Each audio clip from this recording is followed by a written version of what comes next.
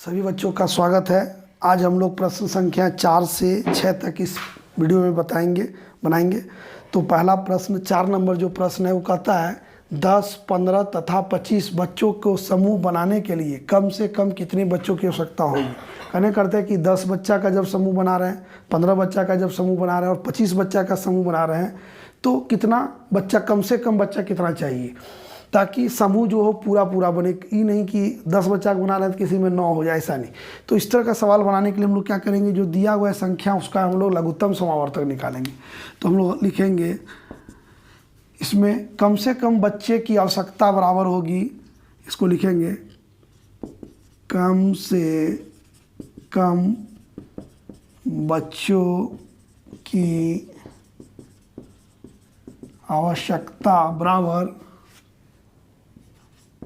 किसका लघुत्तम, तो 10, 15 और 25 का लघुत्तम समावर्तक के बराबर होगा। तो हम लोग क्या करेंगे, तो 10, 15 और 25 का लघुत्तम समावर्तक आप निकाल दीजिए।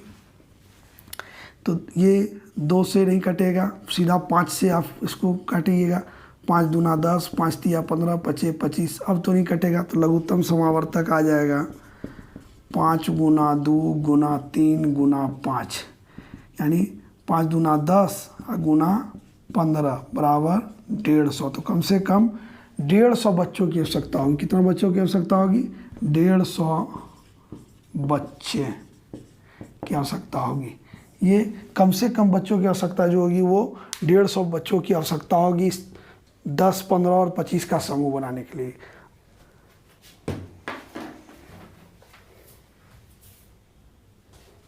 प्रश्न संख्या 5 कहता है पानी के 3 नल है जो 2 घंटा पर खुलता है, पहला नल, दूसरा नल 4 घंटा पर खुलता है तथा तीसरा नल 8 घंटा पर खुलते हैं। तो कह रहा प्रश्न कि तीनों एक साथ कब खुलेगा। इस तरह का प्रश्न है। फिर हम क्या करेंगे, जो समय है उसका हम लोग लघुत्तम निकालेंगे।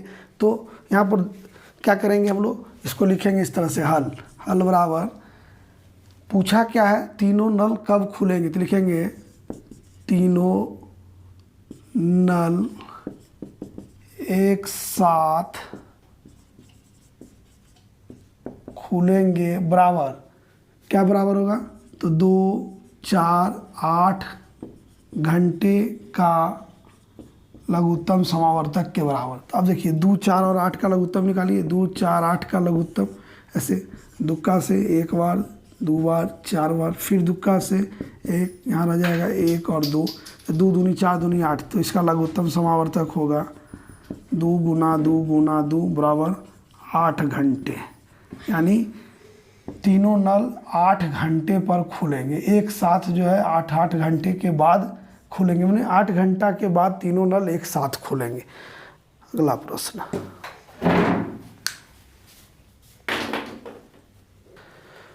प्रश्न संख्या 6 में कह रहा है 3 ब्लाडर में क्रमशः 10 लीटर, 15 लीटर तथा 25 लीटर डीजल है। तीनों में क्या कितना डीजल है, डीजल है 10 लीटर, 15 लीटर और 25 लीटर। ठीक है, ये डीजल है। कह रहा है उस माप की अधिकतम क्षमता ज्ञात कीजिए जो इन तीनों ब्लाडरों के डीजल को पूरा माप कर सके। अधिकतम जो पूरा इन तीनों के पूरा माप कर सकता है। ठीक है, उस माप का अधिकतम क्षमता ज्ञात कीजिए जो इन तीनों ब्लाडरों के डीजल को पूरा माप कर सकता है। तीनों ब्लाडरों के डीजल को पूरा माप कर सकता है। क्या करेंगे हम लोग, तीनों का लघुत्तम समावर्तक हम लोग ज्ञात करेंगे। ठीक है, लघुत्तम समावर्तक ज्ञात करेंगे 10, 15 और ठीक है, तो हम लोग लघुत्तम तीनों कह रहा है कि उस माप का अधिकतम क्षमता ज्ञात कीजिए। अधिकतम जब निकालने का बात करता है तो वहाँ पर महत्तम समावर्तक निकालते हैं। तो यहाँ 10, 15 और 25 का महत्तम समावर्तक निकालेंगे। तो 10 को पहले 15 इस तरह से देंगे, 10 के 10 भाग विधि से हम बता रहे हैं। फिर 5 से ही 2 बार में 10 आ गया, कट गया। फिर इस 5 से ही हम लोग भाग देंगे 25 को, 5 5 25, यानी कि इसका महत्तम समावर्तक 5 होगा। महत्तम समावर्तक बराबर 5 होगा। तो ये 5 जो है यही अधिकतम, इन तीनों ब्लाडरों के डीजल को मापने का जो अधिकतम क्षमता होगा वो 5 लीटर होगा। इसलिए लिखेंगे तीनों ब्लाडरों के डीजल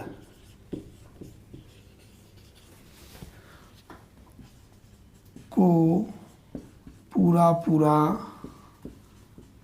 मापने का अधिकतम क्षमता बराबर होगा 5 लीटर। यानी कि जब अधिकतम निकालने की बात करती है तो वहाँ हम लोग महत्तम समावर्तक निकालेंगे, और न्यूनतम निकालने का बात करेगा तो वहाँ हम लोग लघुत्तम समावर्तक निकालते हैं। ठीक है, तो यहाँ पे 10, 15 और 25 ये लीटर था। बोल रहा है कि ऐसा कौन सा माप होगा जो ये तीनों को पूरा नाप दे, तो उसके लिए हम लोग महत्तम समावर्तक निकालेंगे। तो इस तरह से इस वीडियो में आज हमने 4, 5 और 6 3 प्रश्न बताया। इसको घर में बैठ के प्रैक्टिस कीजिए, बनाइए, और अगर दिक्कत होता है तो कमेंट बॉक्स में आप कमेंट करके हमसे पूछ सकते हैं। धन्यवाद।